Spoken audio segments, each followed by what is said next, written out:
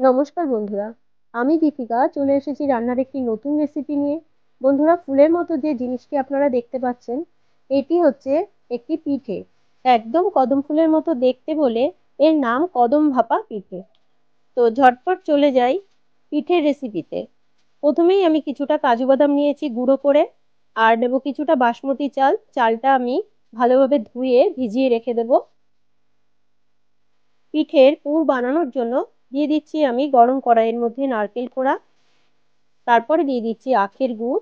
আপনারা চাইলে খেজুরের গুড় দিয়েও এই পিঠে বানাতে পারেন। গুড় আর নারকেল আমি জাল দিতে থাকবো। গুড় আর নারকেল অনেকটাই পাতলা হয়ে এসেছে। এটি নাড়তে থাকবো যতক্ষণ না আঠালো মতো হয়ে আসে ততক্ষণ পর্যন্ত। গুড় আর নারকেলের পাক ধরে এসেছে। এবার আমি এর মধ্যে দিয়ে দিচ্ছি ভেঙে রাখা কাজু বাদামগুলো।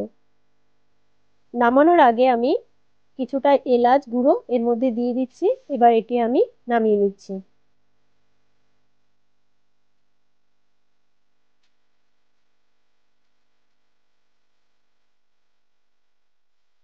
এবারে কড়াই পরিষ্কার করে দিয়ে দিচ্ছি আমি জল। জলের মধ্যে দিয়ে দেবো আমি সামান্য লবণ। লবণ দেবার পরে জলটা ফোটা পর্যন্ত আমি অপেক্ষা করব। জল ফুটে ওঠার পরে আমি দিয়ে দেবো চালের গুঁড়ো। চালের গুঁড়ো দেবার পরে 2-3 মিনিট এভাবেই আমি ছেড়ে দেব। 2-3 মিনিট পরে আমি এটি খুন্তির সাহায্যে খুব ভালোভাবে মিশিয়ে নেব।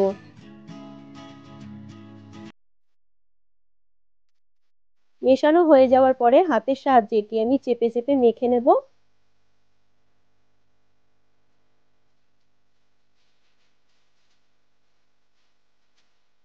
খুব ভালোভাবে মাখা হয়ে গেছে। এটি আমি এবার একটি আলাদা পাত্রে সরিয়ে রাখছি।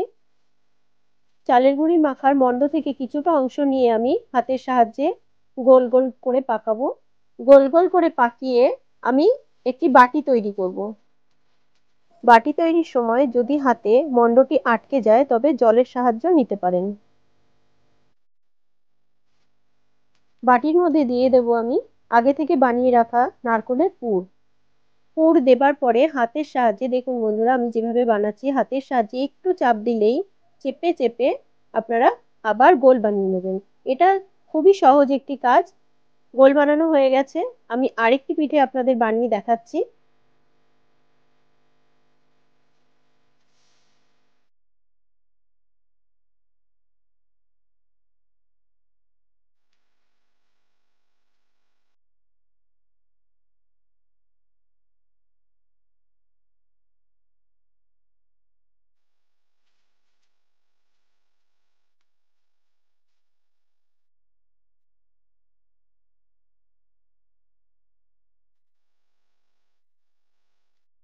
আগে থেকে বাসমতি চাল যে আমি ভিজিয়ে রেখেছিলাম সেই চালের মধ্যে পিঠেগুলো এবার আমি আঙুলের সাহায্যে একটু চেপে চেপে দেব। চেপে চেপেও দেওয়া যায়, আবার হাতের সাহায্যে ঘুরিয়ে ঘুরিয়েও কিন্তু এই চালগুলো পিঠের গায়ে বসিয়ে দেওয়া যায়। আমি আরো একটি পিঠে আপনাদের দেখিয়ে দিচ্ছি।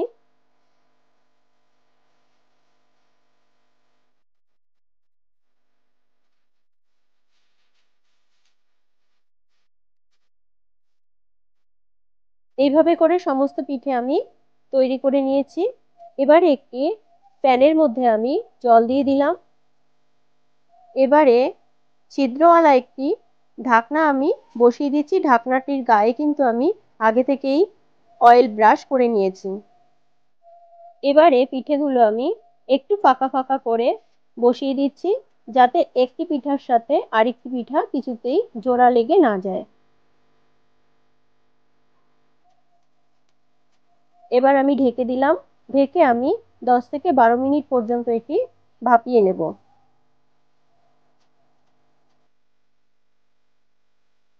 10 থেকে 12 মিনিট পরে দেখুন বন্ধুরা, পিঠে আমার একদম তৈরি হয়ে গেছে।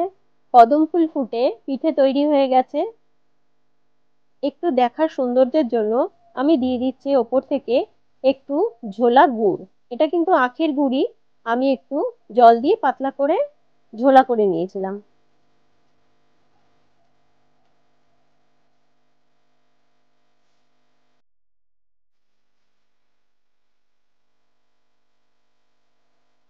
পিঠের ভেতরটা কেমন অবস্থায় আছে তা দেখানোর জন্য আমি একটা পিঠে কেটে দেখাচ্ছি।